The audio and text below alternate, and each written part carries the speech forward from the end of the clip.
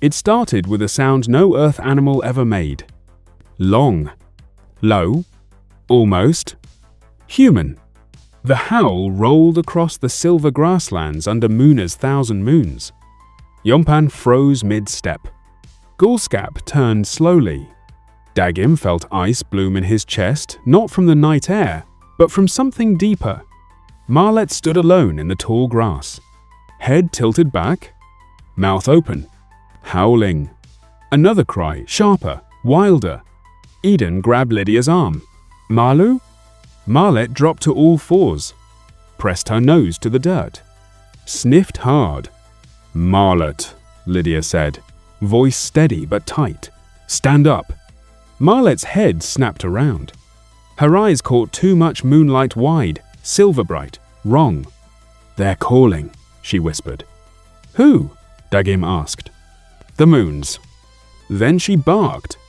Raw, instinctive, terrifying. Eden started crying.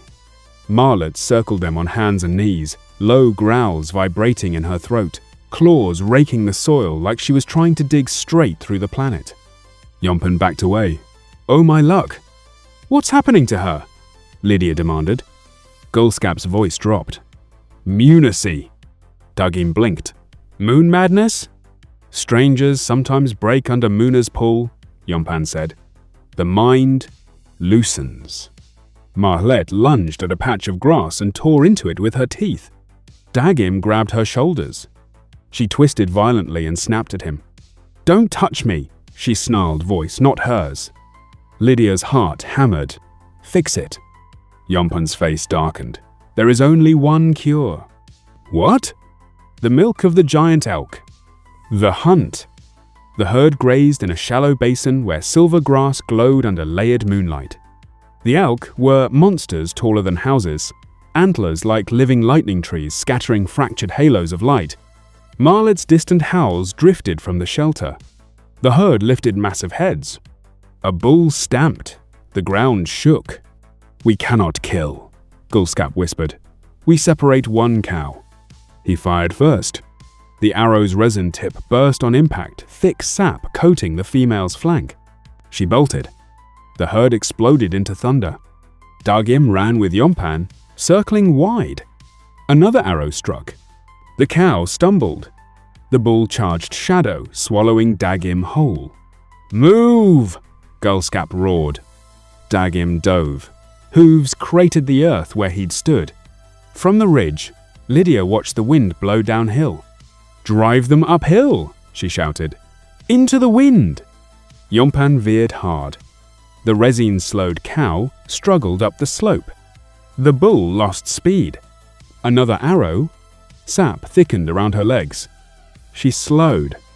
Ropes flew. Every one of them strained muscles, screaming until the cow finally dropped to her knees. Eyes rolling white, breath steaming. I'm sorry, Lydia whispered.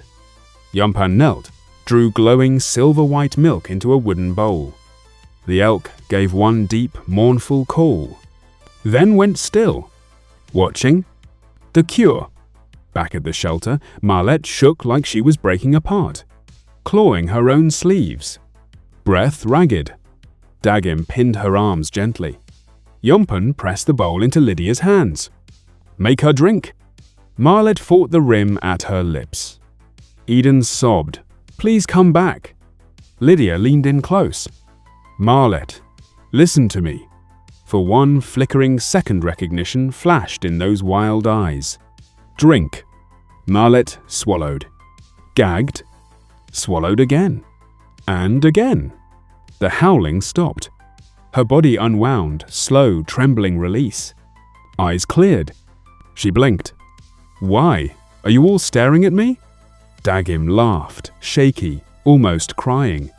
Eden threw herself around her. You were barking. Marlet frowned.